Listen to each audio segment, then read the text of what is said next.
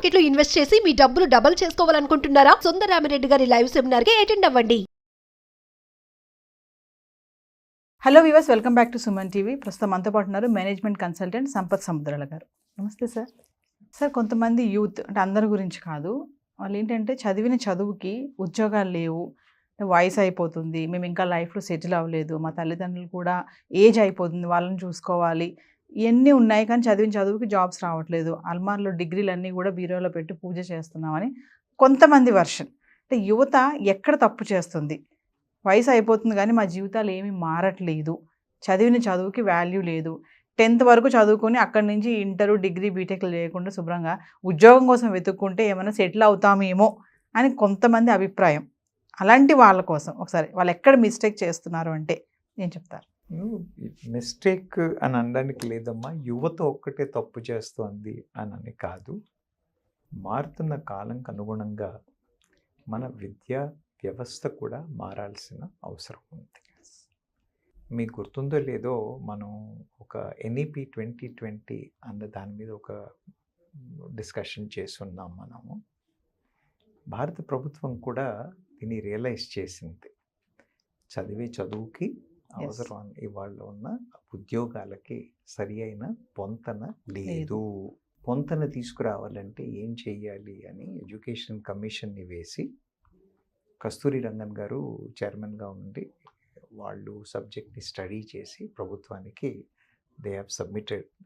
దాని ప్రకారంగా ప్రభుత్వం ఎన్ఈపి 2020 అన్న ఎడ్యుకేషన్ పాలసీని తీసుకొచ్చి వేరియస్ స్టేట్స్లో ఇంప్లిమెంటేషన్ ఆల్రెడీ స్టార్ట్ అయింది, ఇంకా కొన్ని స్టేట్లో మొదలవుతుంది. మీరు నన్ను ఇంతకుముందు ఒకసారి ఇంటర్మీడియట్ బోర్డు క్యాన్సిల్ చేసేస్తున్నారు, ఏమైపోతుంది అని మీరు అడిగారు.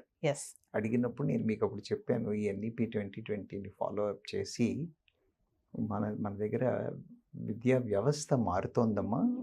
ఆ మార్పుతో కారణంగానే ఇంటర్మీడియట్ బోర్డు మారుతోంది.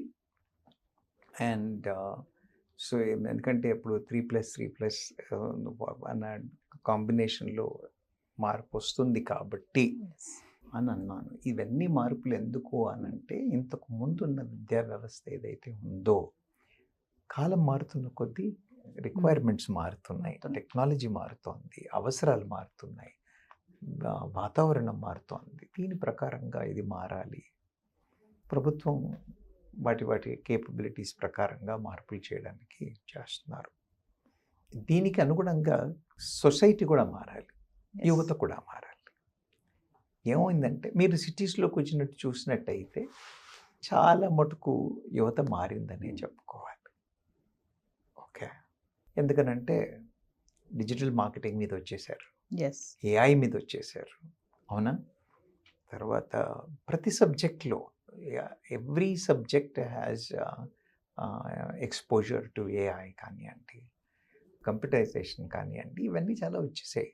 ఇంతకుముందు కంప్యూటరైజేషన్ ఇంట్రడ్యూస్ చేసినప్పుడు బ్యాంకుల్లో ప్రభుత్వ డిపార్ట్మెంట్లో గోలుగా ఉంది, అవునా?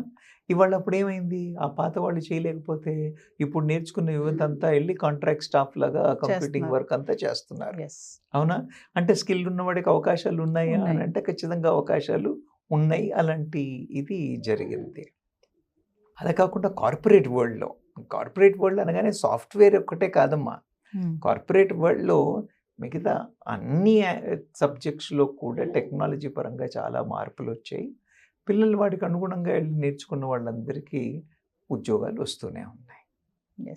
మరి ఎక్కడ యువతకి ఇబ్బంది కలుగుతోంది అని అంటే, పట్టణాల్లో నేను అంతగా చూడలేదు, కానీ పల్లెల్లో నుంచి, డిస్ట్రిక్ట్స్ నుంచి వచ్చిన పిల్లలకి ఏమవుతుంది అని అంటే, వ్యవసాయ కుటుంబాల నుంచే రానివ్వండి, లేదా చిన్న ఉద్యోగాలు చేసిన వాళ్ళ ఫ్యామిలీస్ దగ్గర నుంచే రానివ్వండి, వాళ్ళు పిల్లల్ని చదివించేప్పుడు వాళ్ళు ఏమంటే, ఇంతవరకు మాకు అవకాశాలు కలగలేదు, పిల్లలు బాగుపడాలి, పెద్దగా చదువుకోవాలి, పెద్ద ఉద్యోగాలు చేయాలి, అవునా?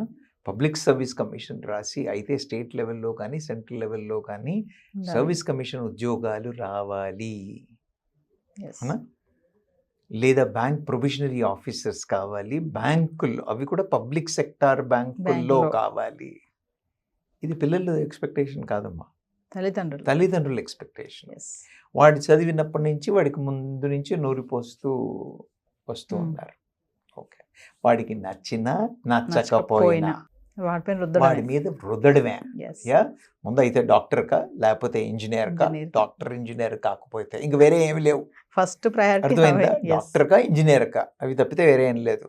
మీకు తెలుసా కార్పొరేట్ హాస్పిటల్లో డబ్బులు చేసుకుంటుందంతా యాజమాన్యమే. డాక్టర్లకు అంత గొప్ప జీతాలు ఏం లేవు. అన్నేళ్ళు వాళ్ళు చేసిన సీనియారిటీ వచ్చిన తర్వాత డబ్బులు సంపాదిస్తున్నాం వేరే విషయం. ఎర్లీ ఏజ్ మీరు పోస్ట్ గ్రాడ్యుయేట్లు చేసి అంటే ఎంఎస్ ఎండి చేసిన యంగ్ పిల్లల్ని వెళ్ళి అడగండి, వాళ్ళు చదువు అయ్యే వరకు 23, 24, 25 ఏళ్ళకి వస్తారు. వాళ్ళకి వచ్చే జీతం మామూలు గ్రాడ్యుయేట్లకు వస్తున్న జీతాలు రావట్లేదు. You understand? కానీ ఏంటి, వాళ్ళు పర్సిస్టెంట్గా ప్రొఫెషన్ని కంటిన్యూ చేసి సీనియర్స్ అయిన తర్వాత they will make reasonably good money. కానీ పేరెంట్స్కి అండర్స్టాండింగ్ ఉండదు.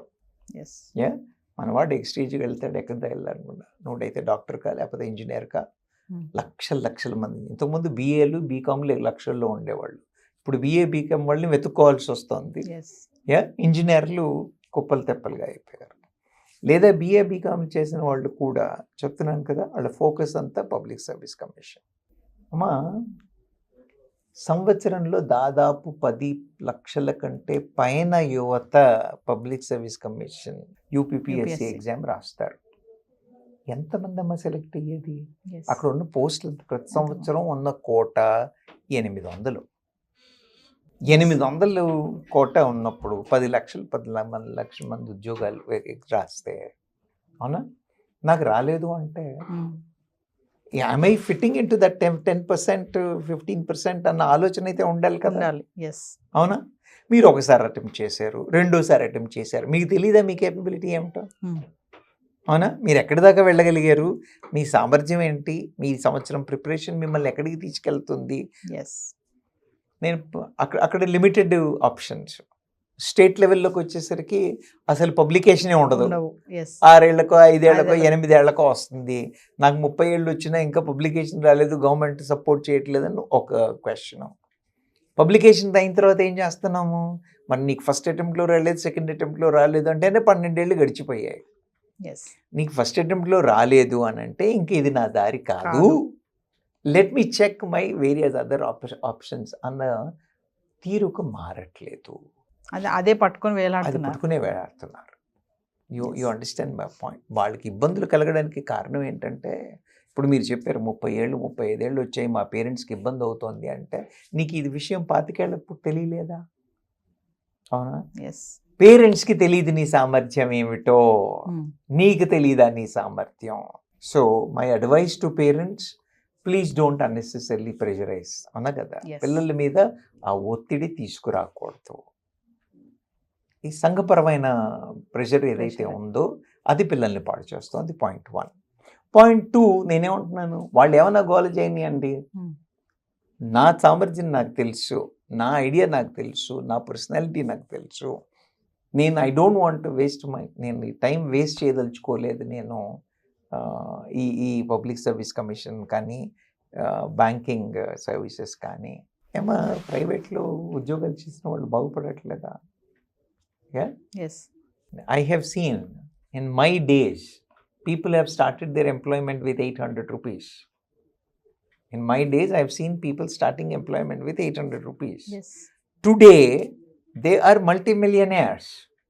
అదే ఆ టైంలో 1200-1400కి గవర్నమెంట్లో జాబ్ చేసిన వాళ్ళు ఇవాళ ఏ సూపరింటెండెంటో ఏ యూడీసీయో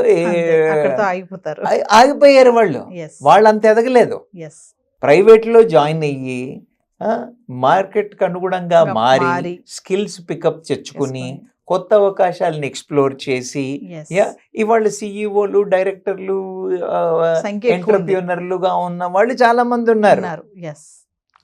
అవుతూ నేను నా ఎక్స్పీరియన్స్లో చెప్తున్నాను. నా క్లాస్మేట్స్, నేను గ్రాడ్యుయేషన్లో I'm from Sardar Patel college in Hyderabad.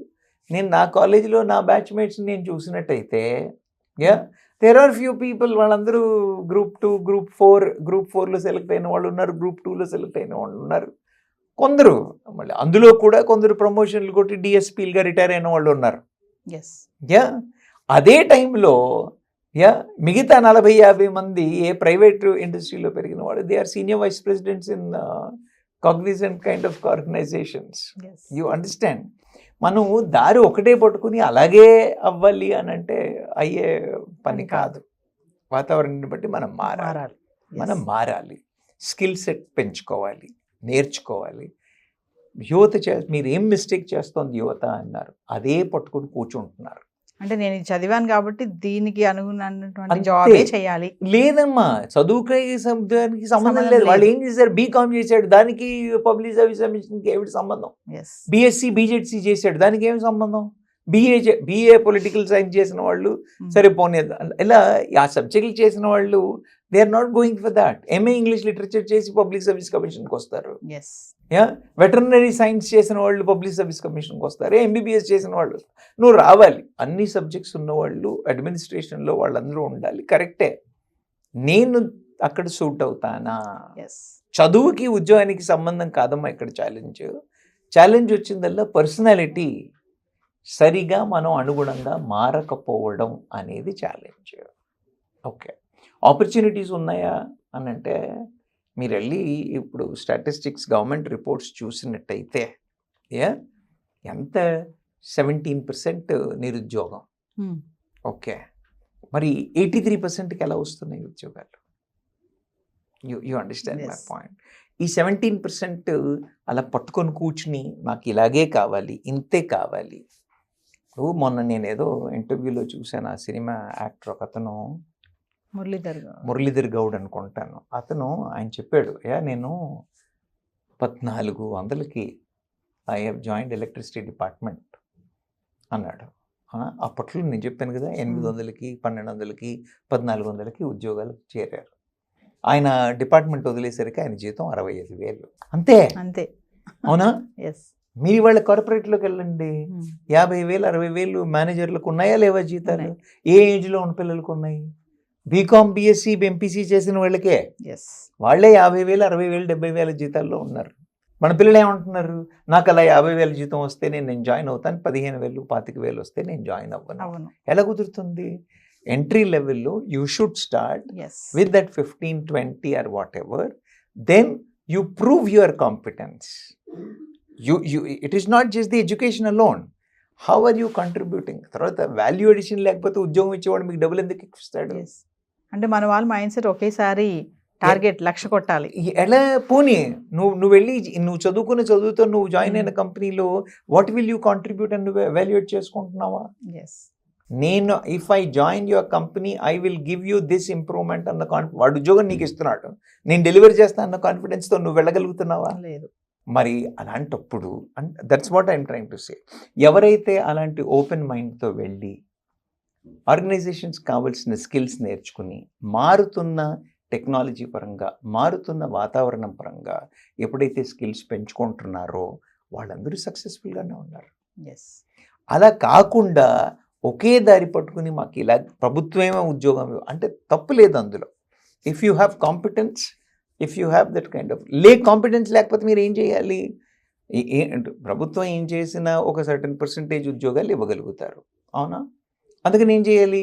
we should come into that bracket. You understand my point? You should come into that percentage bracket. మీరు ఆ పర్సంటేజ్ బ్రాకెట్లోకి వచ్చినట్టయితే ఖచ్చితంగా వస్తుంది. ఇది నేను నా జీవితాంతం నేను 45 ఏళ్ళు వచ్చినా 46 ఏళ్ళు వచ్చినా 47 ఏళ్ళు వచ్చినా నేను ఇంకా ట్రై చేస్తాను కానీ నేను వేరే చూసుకోను అని అంటే ఇప్పుడు తప్పు ఎవరిది? ఇద్దరిది తప్పు. ఒకటి సమాజానికి, అవునా? అలాంటి ప్రెషర్ గవర్నమెంట్ జాబ్ ఉన్నవాడే ఉద్యోగం చేయడం, సాఫ్ట్వేర్ వాడే, ఎవడైనా సాఫ్ట్వేర్ వాడు కావాలి. There are various other professions which we are successful. You are not in software, I am not in software, and we are successful. You understand my point? Our professions have shown us and we have believed in our profession and we have and ఏమంటారు మీరు, మన ప్రొఫెషన్కి requirement ఉన్న వాటి మీద మనం continue చేసి skills pickup చేసుకుని modify అవుతూ వస్తున్నాం కాబట్టి వీఆర్ సక్సెస్ఫుల్ టుడే, అవునా? యువత తప్పు చేస్తోంది ఒకదాన్ని పట్టుకుని స్కిల్స్ని పెంచుకోకుండా. లాంగ్వేజ్ లేదమ్మా అంటే సార్ ఏంటి ఇంగ్లీష్ ఒక్కటేనా అంటే అలా కాదు. మన దేశంలో ఇంగ్లీష్ని కమ్యూనికేటింగ్ లాంగ్వేజ్గా తీసుకున్నాం. మనం వెళ్ళే యుఎస్ లాంటి కదా మనం ఉన్న కస్టమర్లు కానీ ఇంగ్లీష్ స్పోకెన్ లాంగ్వేజ్ ఉన్న కంట్రీస్కి వెళుతున్నాం కాబట్టి మరి దానికి తగ్గ లాంగ్వేజ్ తీసుకోవాలి కదా.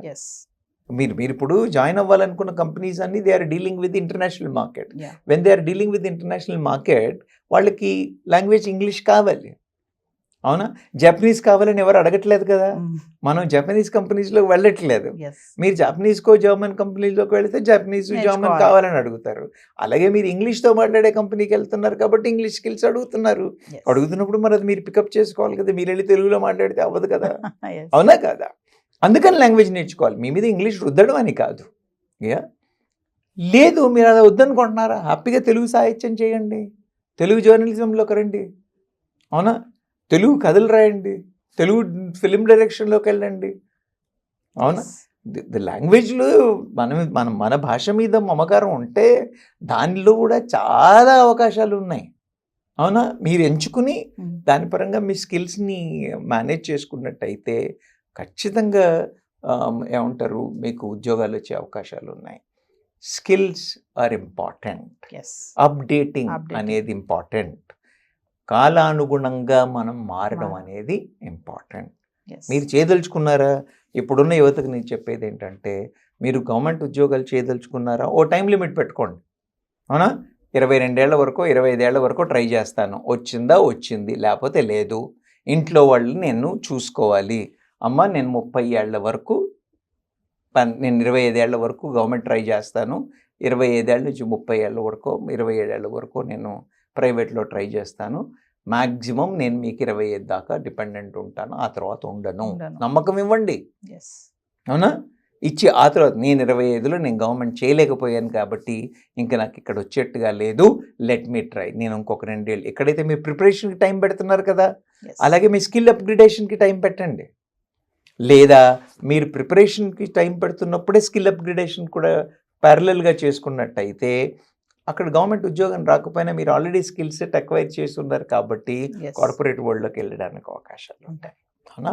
అలా కాకుండా కూడా ఎంటర్ప్రీనరల్గా వచ్చిన వాళ్ళు కూడా ఎంతమంది సక్సెస్ఫుల్గా లేరు. Yes. వాళ్ళు ఉద్యోగం ఇవ్వడమే కాకుండా వాళ్ళకే కాకుండా మిగతా వాళ్ళకి ఉపాధిస్తున్న వాళ్ళు, ఇస్తున్నారు. వీళ్ళందరూ బయట డిస్ట్రిక్ట్స్ నుంచి వచ్చిన వాళ్ళు కాదా? Yes.